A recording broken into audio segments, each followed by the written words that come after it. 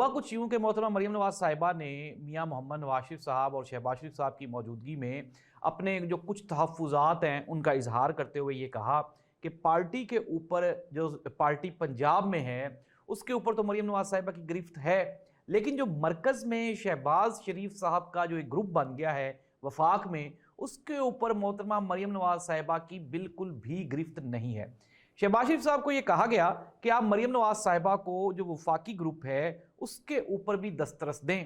لیکن جو پنڈی بوائز ہیں، جو پنڈی والے ہمارے بھائی لوگ ہیں، انہوں نے یہ بالکل سٹریٹ فارورڈ کہا۔ انہوں نے کہا جی کہ بالکل بھی نہیں، قطعاً نہیں، شہباز شریف جو گروپ ہے وہ انڈیپینڈنٹلی کام کرے گا۔ میاں نواز شریف صاحب نے بھی مریم نواز صاحبہ کو سمجھانے کی کوشش کی اور ان کو بتایا کہ ابھی صورتحال ایسی نہیں ہے، اسٹیبلشمنٹ کی شہباز شریف صاحب کے ساتھ انڈرسٹینڈنگ ڈیولپ ہو چکی ہے، تو آپ اس کو چلنے دیں۔ اچھا، اب مریم نواز صاحبہ کو دو خطرے ہیں۔ ایک خطرہ تو ان کو حمزہ شہباز سے ہے